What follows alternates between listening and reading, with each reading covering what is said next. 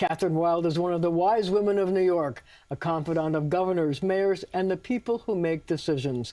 But I want to talk to you about the business climate in New York now, since there's so much talk of raising taxes and corporate taxes as well as taxes on the rich.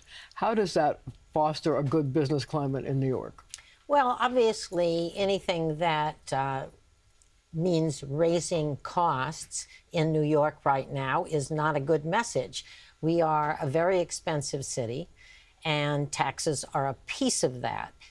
Those get passed along to consumers, so it's not just taxes on business or taxes on the wealthy that then are absorbed. They're passed along.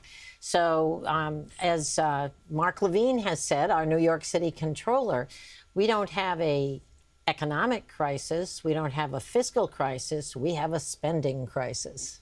So how do we get out of that? I mean, you have a situation where I wonder about it politically, because, you know, there's a lot of talk of people will move if we raise taxes.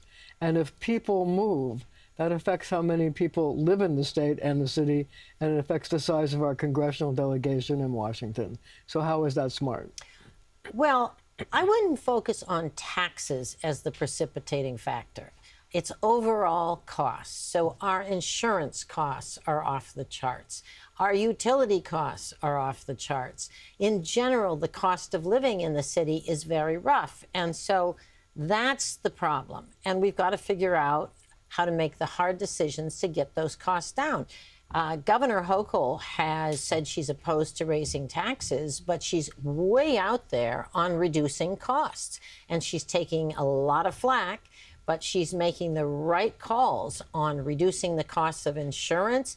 And that's by going after the trial lawyers and the high costs of litigation in New York, the highest in the country.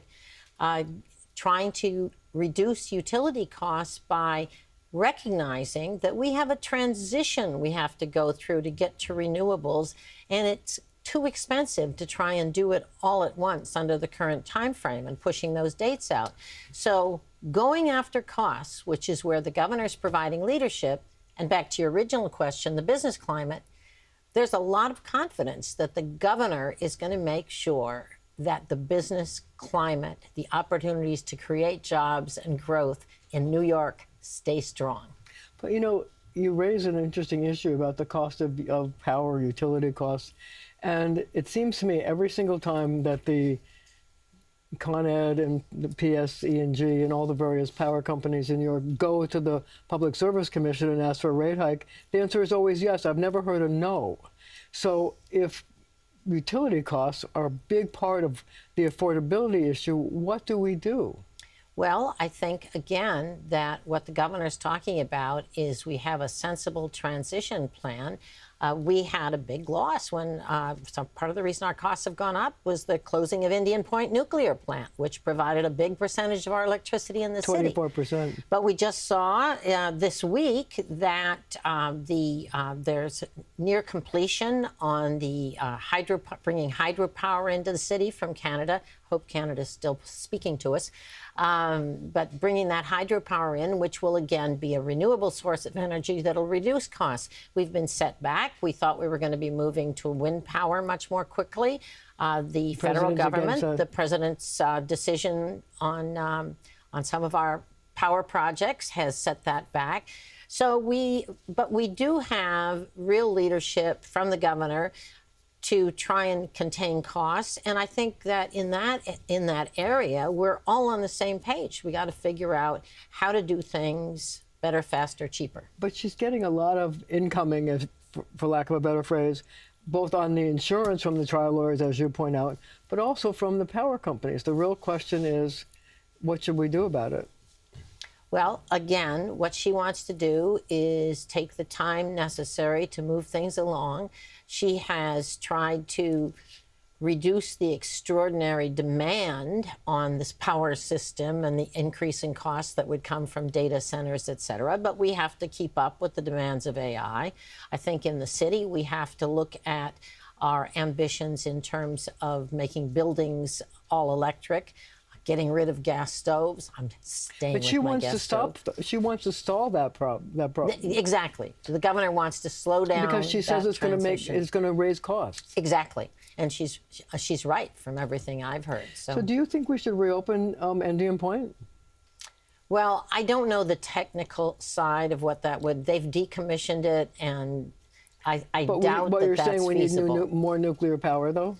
Over time, but I think right now we need the gas infrastructure and the power coming down, you know, the new line coming out, bringing hydropower. We need to have reliable power, and we need to not be unrealistic about how long that's going to take. Look, you know, you talk to business leaders all the time. You were head of the Partnership for New York City. The question in a lot of people's minds is this: will businesses leave? Will rich people leave? What's your thought? The biggest issue we have is, will talent leave? Businesses that are anchored here, they're going to be here, but they may hollow out. They may hire fewer people. I was speaking 2 weeks ago to a very large professional services firm. And after healthcare, professional services, and that's accounting and law and technical support, IT. Professional services is our #2 largest job area. And this company, which is a big international company, said in past years they've hired 2,000 or 3,000 college graduates to take jobs in New York, because this is where New York's where you get your training. This year they hired 10. What? Yes. So that's devastating. Yes. So the concern is not will companies move. The concern is, will the high costs, the non-competitive costs of doing business here in an environment where we've learned throughout the pandemic that remote work is possible for most of the sectors that are important, most important to our economy.